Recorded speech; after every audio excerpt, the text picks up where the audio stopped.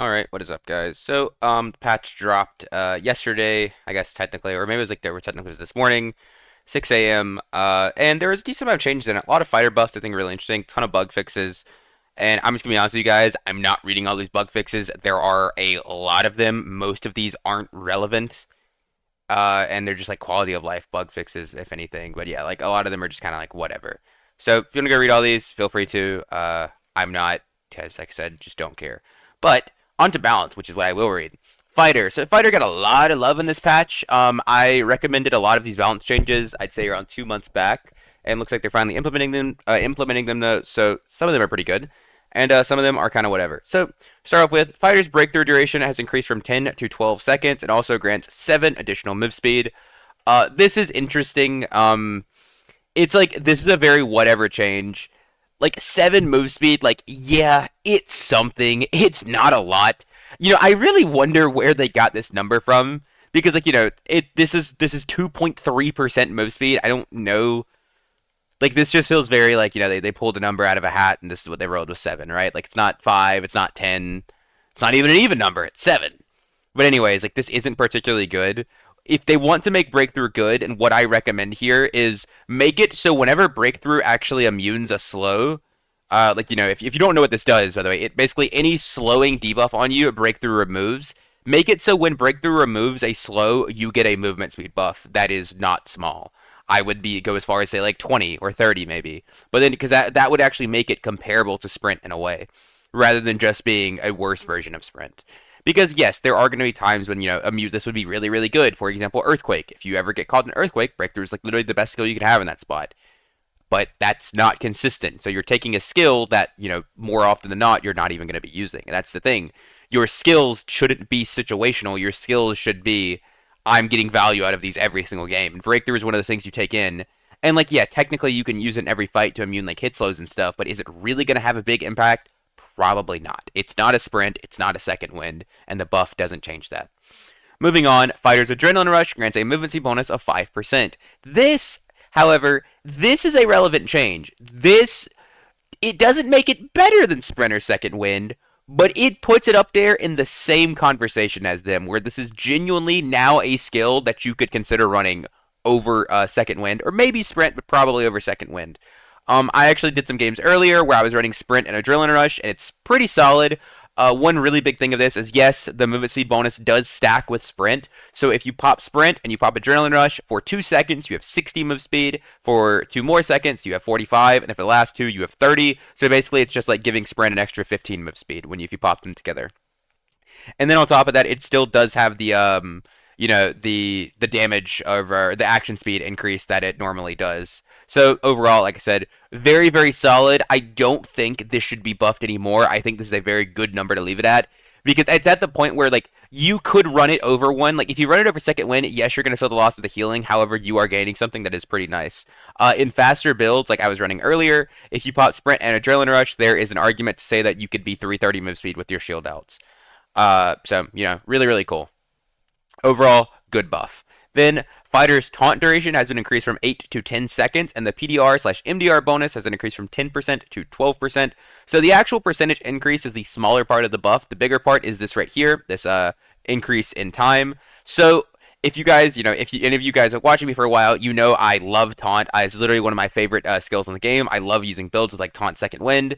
And overall, it's just super fun to use. Really, really enjoy it. It's a very, very interesting playstyle. However, this swipe, they nerfed it, hasn't really been as good. Even with the buff, I won't say it's good.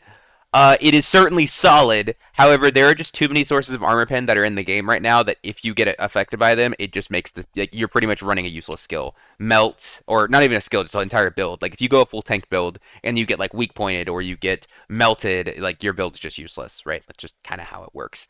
However, getting into the actual buff. So the reason the duration change is really big, I've explained this before, but I'll do it again, in case you've never heard me. So how taunt works, the moment you pop the skill, so it lasts for 10 seconds, but the moment you pop the skill and the 10-second duration starts, it goes on cooldown. The actual cooldown of taunt is only about 18 seconds. I think it's like 18, 19, somewhere around that range. But it's actually a very, very short cooldown.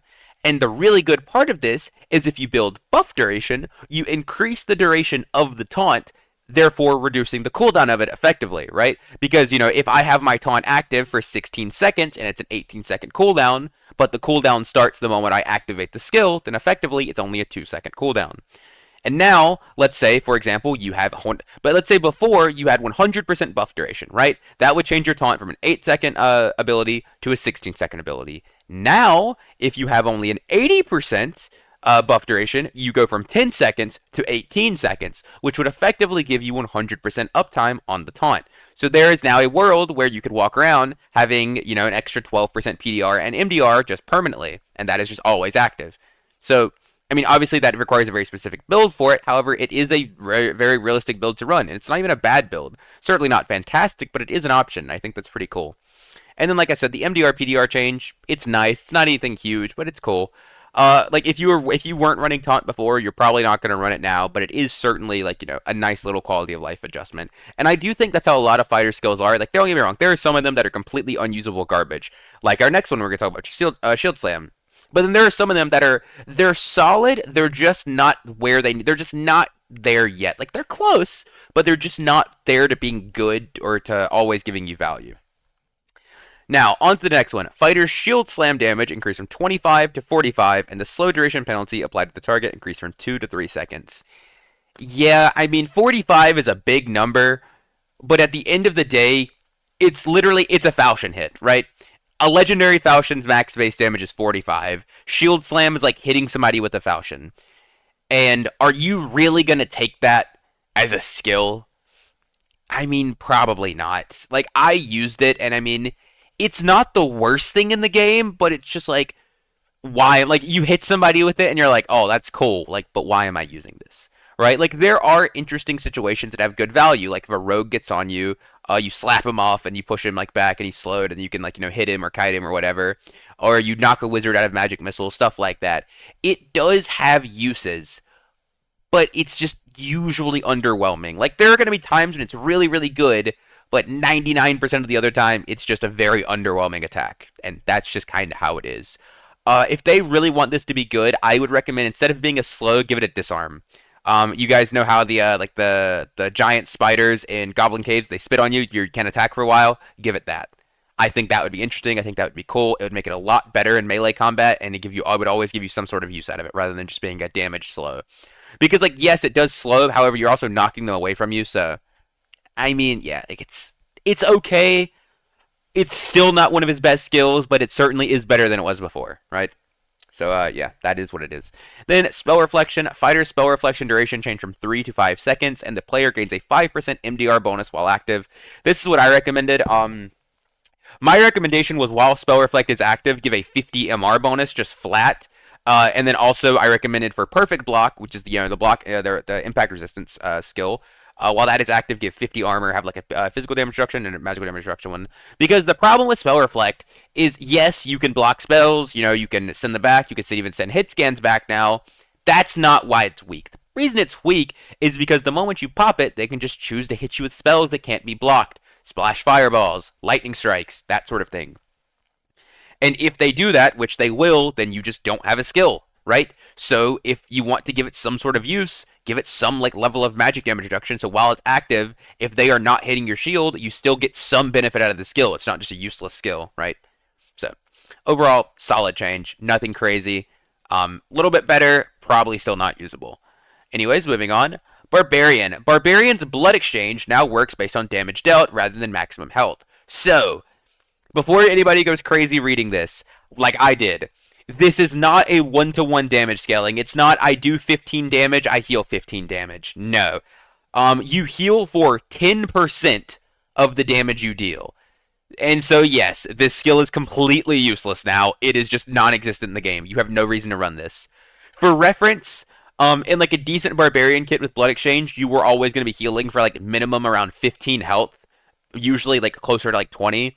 Now, if you want to heal for 15 health, you would have to hit them for 150 damage. It's just, not really good. So, yeah, that's just kind of like a dead skill now. So, is what it is. Then, moving on, Rogue's smoke pot count changed from 3 to 2, and now refills are resting at a campfire. Rogue's caltrop count changed from 4 to 3, and now refills are resting at a campfire. So I think this is a good change. I think they should do this for every like limited thing, Also, I don't. It still does not. I still cannot understand this. Why they haven't done this for Ranger biscuits yet? Because biscuits make sense, right? You sit at the campfire, you cook the biscuits, you get more. Like it just makes sense. But I mean, maybe they will eventually. But yeah, this is cool. Cool change for Rogue. Not really relevant because these skills just aren't very good. At least Caltrops in particular. Smoke Butt has its uses, but overall, very whatever. Cleric's judgment casting speed changed from 1.25 to 1.0 because they can't go a patch without giving clerics some sort of buff. And yes, I know last patch they changed this from 0.75 to 1.25, but what's the point of nerfing it if you're just gonna buff it right back? And you didn't buff it all the way. But come on, man, this class is good enough. We really who cares if judgment's like a little weak? It doesn't matter. The rest of the class is broken. And they did this cleric change, but they literally did this last patch, so I don't know what's going on here. So yeah, whatever. They canceled it out, so like who even cares? But anyways, and then items rest and campfire rest now restores a skill's cooldown by 1 second/2 seconds per tick respectively. Uh, I don't know what I so I will say this, I'm not 100% sure what this means. I don't know if this means now when you're resting, you get like you get recharge, like or you get a restore every 1 second, and for campfire it's every 2 seconds. Because I don't know what it was before. I don't know if they were both 1 second. I don't know if they were both 2 seconds. I don't know if they were longer. So yeah, this is a thing now that exists. Cool. Um, Whatever. And then weapon damage for the Horseman's Axe and the Hatchet has been adjusted. I don't know about the damage for Horseman's Axe, but Hatchet was adjusted by 2 damage at all ranks, I believe. I know Legendary was 2 damage, so I'm assuming everything is all ranks, which is good. Also, I don't know if they said it in here, but they did update the Hatchet's attack as well, so I assume it's no longer bugged, so hopefully it works. Then, on to some of the bigger game updates. Normal dungeons now have a single gear score range of 0 to 124. There is no longer 0 to 24, it's just overall 0 to 124. So no more lower gear score brackets, just one gear score bracket for normals. And higher roller dungeons now have a single gear score range of 125 plus. Same thing, no lower gear score bracket, just one large gear score brackets. For high roller, I think this is good. Yes, I played in 224 lobbies because it's chill and you get to farm in there. However, I don't like the fact that you don't basically when you go 224s, you are not risking nearly as much, and you're not I guess putting it forth as much effort isn't really the right word I want to use, but for a lack of better word, that is what I will say. You're just not putting as much into the run to get the exact same, reward, loot, boss loot, whatever you want to call it, as someone that's going high gear score and investing much, much more gold and, much riskier. So, good overall. I mean, if you're somebody that's like, oh, well, I don't want to go high roller and get gear diffed by people, or run into BIS people, okay, then don't go high roller. If you go high roller, you should expect to fight people that are in literally the best gear every single game. It's not going to happen every game, but that is what you should expect. And if you have a problem with that, high roller is probably not just not for you. Normals are the same way. I've seen people complaining about this, oh, there's no new bracket or anything now, even though they did add right here. There's an experimental rookie matchmaking system for all modes and dungeons. I think it's some hidden queue that they detect on your account if you're probably low enough level or something or new enough. I don't know how it works because they didn't specify and I didn't see it in game. But if you are someone that goes into normal dungeons and you complain about getting gear diffed in a 124 gear score bracket, I hate to say it, the game's just not for you, brother. If you are upset that somebody brought in some greens or some blues or whatever it is to get to 124, I mean, the game's just not for you, man. Just move on. It is what it is, right? I don't really have much else to say about that. Then the random dungeon system has now been applied to the Inferno. I've played this a couple times. Pretty cool. A couple issues with this, though, is the Inferno map is only so big that you more often than not you're going to have people spawning right beside the boss room. It's just going to happen. And if you load into a lobby and you spawn far away, which you have no idea if you did or not, and somebody spawns right beside it, there's a very good chance they are going to kill the boss, hit the loot, and be out before you're ever going to find the room. I've already had that happen a few times. And it was in trios, so maybe it's probably not as bad as solos or duos, but in trios at least that is how it will be. And for Inferno, you have to clear most of the rooms to move around. So, and Inferno is just generally harder to clear, higher rarity mobs, harder mobs, or I say rarity, higher difficulty mobs, elites, nightmares, and then things like centaurs, berserkers, just overall harder to clear than normal or Inferno, or it's not Inferno, ruins or crypts counterparts. So it's just harder and slower to move around the map. But overall, I like it. The stairs in the Inferno River module have been changed to ramps. Basically, they're just ramps everywhere instead of stairs. So you can't cheese things that you normally would, or just run past them. They can't get to you. Cool change. Additional memory capacity and memory capacity bonus can now be added to the socket system. So now you can roll this for like Bard and stuff, which is really, really good. Arena season start date is on the 24th. So it is in a week from now, which will be pretty cool. Arena Warlord rank icon has been updated. Added new studded wyvern leather craft. This is a studded leather, I think. It's a barbarian chest piece. It has they gave it MR and action speed as a base. It's decent, nothing crazy. Added new ranger skill, Purge Shot. If you don't know what this does, whenever you activate it, each arrow you hit with somebody will remove one magical buff. Very bad skill. Never going to use it. Added a new druid perk, Life Bloom Aura. This perk is broken. This perk could be a skill and it would be broken. So basically what this does is whenever you heal yourself or an ally around you, they get an extra 2 health per heal, whatever you're healing. And the reason this is really, really good is because Druid has a bunch of HOTS, which heals over time. A bunch of dot heals, right? So it's like heal, heal, heal, heal, heal, instead of just one cleric's burst heal. So each tick of a Druid's heal is going to reapply Life Bloom Aura. So each tick of it gives you another 2 health, right? So if you have, I think like Nature's Touch ticks like, I don't even know, like 10 times or something, that's an extra 20 health on top of that. And then same with Restore and Dreamfire and all of those. All of those will give you an extra 2 health per 2 like HP per heal. So basically they just added in a perk that gives that like doubles all of your healing effectively. It's a lot of healing. This perk is really broken. Like this is one of the best perks in the game now. It's absolutely absurd. Then improve the arena MMR calculation method. I don't know what they changed about it, but cool. Improve the flow when exiting a dungeon. Also don't know what that is. Updated the hatchet's attack, which I mentioned before. And then now there's a platform link provided to legacy blacksmith users to allow them to migrate their account to mainstream platform. Also, I don't know if they mentioned it. Where's that? Also, there's a patch down here where they like updated some stuff. And I don't know if where they mentioned it at, but they did reset the MMR. Maybe that was in like the bug fixes up here. Let's see if I can find it. Maybe it's like somewhere up here. But they did a reset MMR to adjust to the new I guess format for whatever. For when the new ranked thing comes out, or whenever the new ranked leaderboards come out. So that'll be cool. And yeah, I don't know. I don't see it. So that's cool. Maybe if they set it down here or something. I have like literally no clue.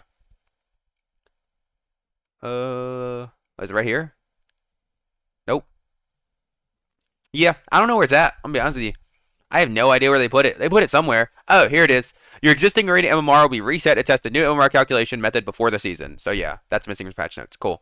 Other than that though, that is pretty much all for the patch. Hope you guys enjoyed the video, and yeah, see you guys later. Peace, peace.